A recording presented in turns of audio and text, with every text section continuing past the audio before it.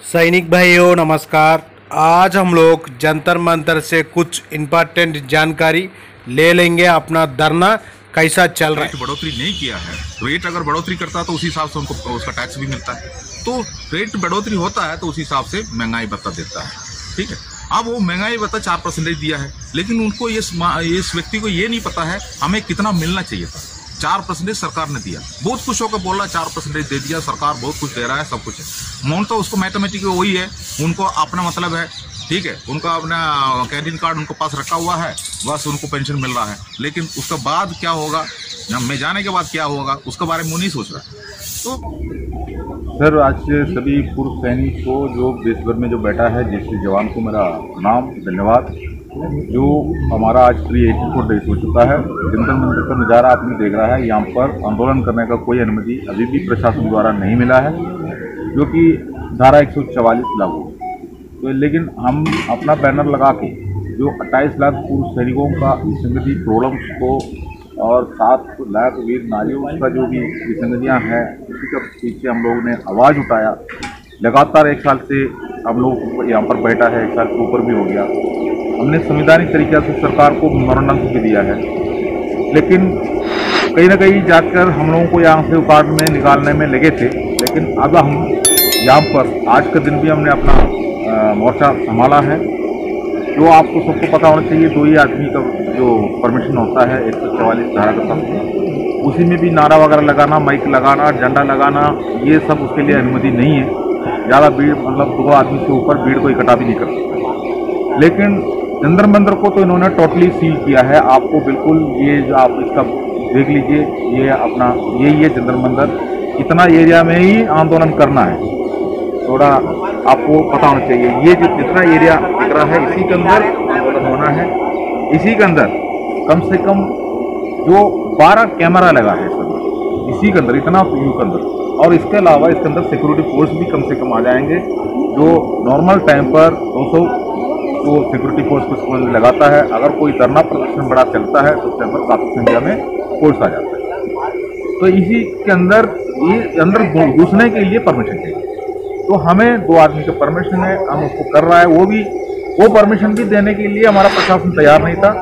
तो हो सकता है सरकार ने परमिशन देने के लिए दबाव लगाया होगा, बताया होगा। हम लोग ने 144 धारा लगने के बावजूद भी हमने 3 तारीख को 3 मार्च को हम लोग ने एक स्ट्राइक करके दिखाया। उस टाइम पर हमारा सरकार ने हमारे ऊपर लाठी बरसाने के लिए और गोलियां बरसाने के लिए एक एसडीएम का भी नियुक्ति किया गया है, जो कि उनका उस मोर्चा में सारे प्लानिंग थे, जो कि हम लोगों ने अपना चर्चा में हमने मना कर दिया। हमें नोटिस भी सौंपा हुआ था।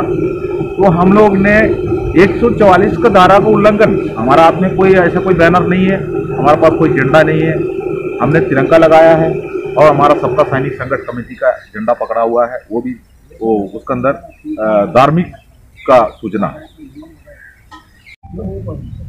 तो ऐसी झंडा लेकर हम लोग ने अपना जो धरना दिया। 3 तारीख की बात बता रहा हूँ।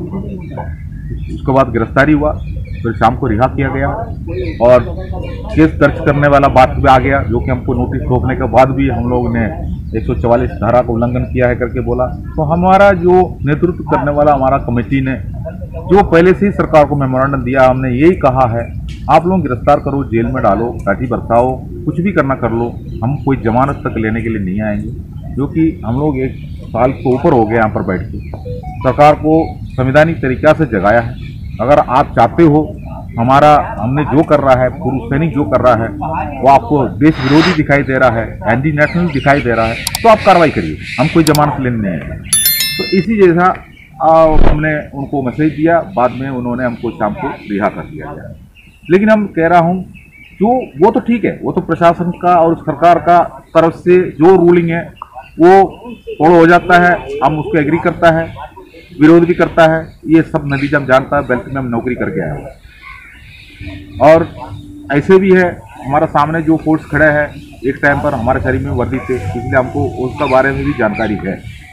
एक बात ये भी है, हमारा कुछ पूर्व सैनिक जो घरों में बैठा हुआ है, कल भी मैंने देखा एक व्हाट्सएप ग्रुप के अंदर एक ने लिखा है, यार अभी 4% डीए सरकार ने दे दिया है, पूर्व सैनिकों के लिए जो मिल रहा सब मिल जाता है, उसका बावजूद भी जो ये लोग धरना दे रहा है, जो कि कोई जरूरत नहीं है, 4% डीए दे दिया।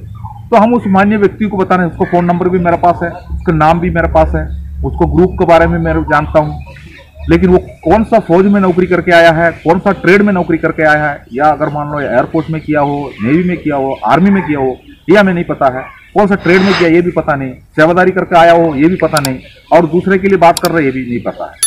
लेकिन उस मान्य व्यक्ति को मैं कहना चाह रहा हूँ, उसका नाम नहीं बता रहा हूँ, जो बंदा जो भी बोला हुआ है मलयालम भाषा में, केरला से बोला हुआ है, मैं उनको ये कहना चाह रहा हूँ, अगर आप पूर्व सैनिक जरूर है, आज आप सैनिक थे तब आज पूर्व सैनिक, आज पूर्व सैनिक है तो हमने जो आपकी अपना पत्नी के लिए पति भी तो होगा, अपना बच्चों के लिए बाप भी तो होगा, अगर आप अपना माँ बाप के लिए अपना उनका बेटा भी हो, ठीक है, और आप अपना जो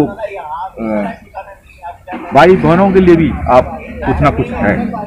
लेकिन आप जाने के बाद, हमारा मृत्यु होने के बाद जो हमारा वाइफ को पेंशन मिलेगा, हमने जो ले रहा है उससे आधा। अगर हमारे जगह पर एक अफसर का मृत्यु हो जाता है, उनको वाइफ को मिलेगा, वो आज जो ले रहा है उससे भी 10-20% ज्यादा। तो आप टेबल देखो, सीपीसी से आया हुआ टेबल को देखो, काम पर ये विसंगति निकला है। आप अपने घर पे बैठ के बोल रहे हो 4% डीए दे दिया। भैया 4% डीए तो जनवरी से जो लागू है, अभी जून में फिर 4% देंगे। हाँ सर, ये हमको ही नहीं मिला, पूर्व सैनिकों को नहीं मिला, ये पूरे पेंशनर्स को मिला, केंद्रीय कर्मचारियों और राज्य कर्मचारियों, बिल्कुल सभी को मिलता है। ये महंगाई के ऊपर निर्भर है। जो अगर सरकार ने 6 महीने का कार्यकाल के बीच में कोई भी सामान के ऊपर अगर मान लो जो रेट बढ़ोतरी नहीं किया है, रेट अगर बढ़ोतरी करता है तो उसी हिसाब से उनको उसका टैक्स भी मिलता है। तो रेट बढ़ोतरी होता है तो उसी हिसाब से महंगाई भत्ता देता है, ठीक है। अब वो महंगाई भत्ता 4% दिया है, लेकिन उनको इस व्यक्ति को ये नहीं पता है हमें कितना मिलना चाहिए था। 4% सरकार ने दिया, बहुत खुश होकर बोल रहा है 4% दे दिया, सरकार बहुत कुछ दे रहा है, सब कुछ है। मोन तो उसको मैथमेटिक्स वही है, उनको अपना मतलब है, ठीक है, उनका अपना कैंटीन कार्ड उनको पास रखा हुआ है, बस उनको पेंशन मिल रहा है। लेकिन उसके बाद क्या होगा, मैं जाने के बाद क्या होगा, उसके बारे में वो नहीं सोच रहा है। तो इसी के लिए हम जिंदा रहते टाइम पर लड़ाई लड़ना है। यहाँ पर हम अकेला नहीं लड़ रहा हूँ, इस जगह पर हर डिपार्टमेंट लड़ाई लड़ रहा है, अपना मांग रखता है सरकार के सामने, उसी जैसा यहाँ पर मांग हो रहा है।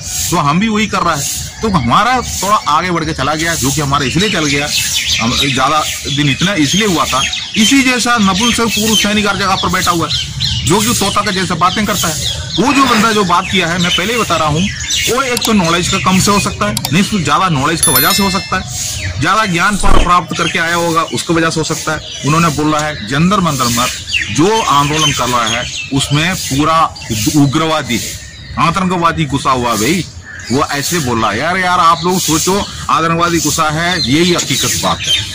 लेकिन उस श्रीमान जी को मैंने ये कहना चाहता हूँ, जो पूर्व सैनिक है, जूता ना ले किसी से जूता लेने का कोशिश ना करें। अगर आतंकवादी बैठा है तो 500 मीटर दूरी पर ये जंतर मंतर, अभी अपना पार्लियामेंट जो है, हमारा राष्ट्रपति जो है, रक्षा मंत्री है, होम मिनिस्ट्री है, ठीक है, ये प्रधानमंत्री ऑफिस से सब 500 मीटर दूरी पर है। 500 मीटर दूरी पर उग्रवादी घुसा हुआ है। ये कौन बोल रहा है? एक पूर्व सैनिक बोल रहा है। वो अन्न खा के आया हुआ, आज पेंशन ले रहा है, 4% डीए बढ़ोतरी हो गया, तब उसी का तारीफ कर रहा हो। अगर इस जगह पर इतना सुरक्षा व्यवस्था इतना खराब है, वो अपना घर पर बैठ के उनको पता चल रहा है। इसलिए उनसे मैंने हाथ जोड़ के बोल रहा हूँ, अगर जानकारी नहीं है तो मुंह बंद रखो।